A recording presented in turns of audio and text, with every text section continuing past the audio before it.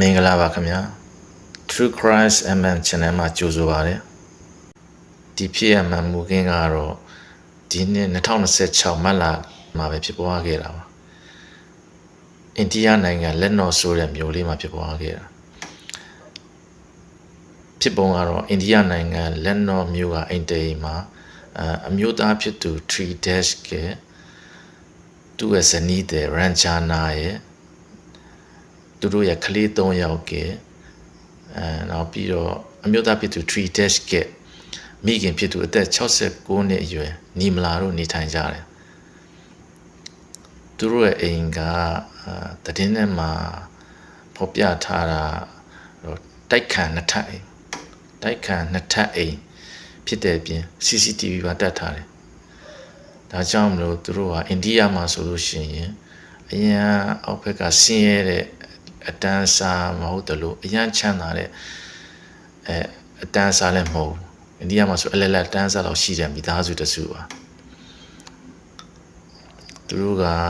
အိမ်ကလည်းနှစ်ထပ်အိမ်ဖြစ်တဲ့အတွက်ကြောင့်မို့မိသားစုကလည်း6ယောက်ရှိတယ်ဒါကြောင့်မလို့တော့အောက်အိမ်ကလည်းကြီးရဲ့အတွက်အောက်ထပ်မှာမိသားစု6ယောက်စလုံးနေထိုင်ကြတယ်အပေါ်တက်ကိုတော့အိမ်ငါးတယောက်ကိုတင်းထားတယ်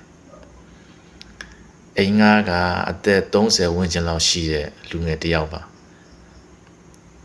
အဲ့ဒီအိမ်ငါးကအဲ့ဒီအိမ်မှာငှားနေလာတာ3နှစ်ရှိနေပါပြီအဲ့ဒီအိမ်ငါးကောင်လေးရဲ့နာမည်ကရာဂျာတဲ့ဒီမိသားစု6ယောက်ဟာအစာပိုင်းမှာတော့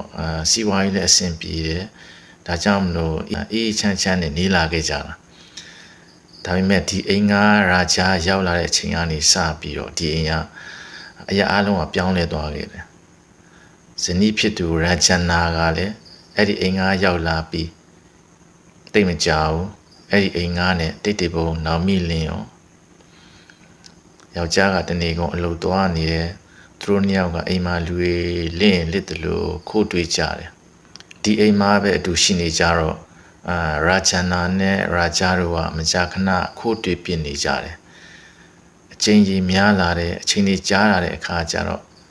ဒီအိမ်မှာပဲရှိနေတော့ဒီနားပဲတွေ့နေတဲ့အတွက်ယောက်ျားဖြစ်သူ3 dash ကအမေကရိပ်မိလာတယ်တွေ့လာအောင်ဒီတော့ရောက်မှဖြစ်သူနီမလာကချွေးမရာဂျန်နာကိုပြောဆိုဆဲဆိုရန်တွေ့ရော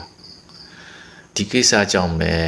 အိမ်ထဲမှာအမြဲစကားများမှုတွေကဖြစ်လာကြရောပေါ့နီမလာကသားဖြစ်သူ3 dash ကိုဒီကြောင်းကုံစင်ကိုပြန်ပြောပြတဲ့အခါ3 dash နဲ့ဇနီးတဲ့ရာဂျန်နာတို့ကလည်းမကြာခဏရန်ဖြစ်မှုတွေများလာတယ်မေဖြစ်သူနီမလာကလည်းသားဘက်ကပဲအမြဲပြောဆိုထောက်ခံနေတော့ဇနီးတဲ့ရာဂျန်နာအတွက်ပိုးပြီးတော့စိတ်ပီစီမှုတွေဖြစ်လာခဲ့တယ်မှုကင်းဖြစ်ရမတိုင်မီ3ရက်လောက်မှာမိခင်နဲ့ဇနီးတဲ့တို့ကတချင်အပြင်းထန်စကားများခဲ့ကြတယ်အဲ့ဒီနေ့ကမိခင်ဖြစ်သူကငါအစားအစာငါထမင်းဟင်းတွေကိုငါကိုယ်တိုင်ချက်စားမယ်နင်ချက်ပေးစရာမလိုဘူးလို့ပြောလိုက်တယ်အဲ့ဒါကမိခင်နဲ့ဇနီးတဲ့တို့ကြားမှာနောက်ဆုံးအပြင်းထန်စကားများခြင်းဖြစ်ခဲ့တယ်အဲ့ဒီလိုစကားများပြီးတော့ဇနီးတဲ့နဲ့သူ့ချစ်သူရာဂျာတို့ဟာညီနိုင်ပြီးတော့တခုကိုဆုံးဖြတ်လိုက်ကြတယ်ဘာလဲဆိုတော့သူတို့ကရောက်မှဖြစ်သူနေမလားကိုဖယ်ရှားဖို့အစီအစဉ်ချလိုက်ကြတာဖြစ်တယ်နောက်တရက်မှာယောက်ျားဖြစ်သူကအလုပ်သွားနေတဲ့အချိန်မှာအိမ်မှာရှိတဲ့ CCTV ကင်မရာတွေကိုလည်းသူတို့ခဏပိတ်ထားလိုက်ကြတယ်အကုန်ပြီးတဲ့ခါကျတော့ရာဂျန်နာနဲ့ရာဂျာတို့ကရောက်မှနီမလာရဲ့လက်တွေခြေကိုကျိုးရင်းနဲ့ခြိလိုက်တယ်ပြီးတဲ့အခါကျအိန္ဒိယမိန်းမတွေဝတ်တဲ့စာရီအရှိတထဲနဲ့လေပင်ကိုညှစ်ပြီးတက်လိုက်ကြတယ်အဲ့ဒီမှာပဲနီမလာလေးတည်ဆုံးသွားတယ်ဒါနဲ့မကဘူးနီမလာရဲ့လက်ဝတ်ရတနာတွေအဖို့တန်ပစ္စည်းတွေကိုလည်းခိုးပြီးတော့ဖွက်ထားလိုက်ကြတယ်နေ့လယ်ပိုင်းလဲရောက်ရော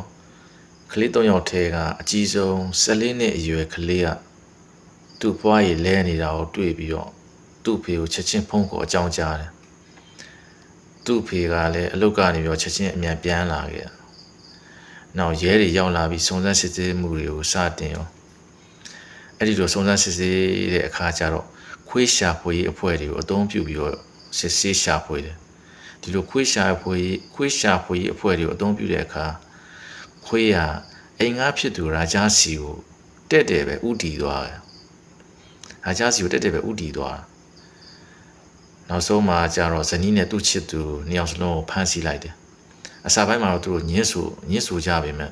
စစ်ဆေးမှုတွေအတွင်းမှာသူတို့ဝန်ခံခဲ့ကြတယ်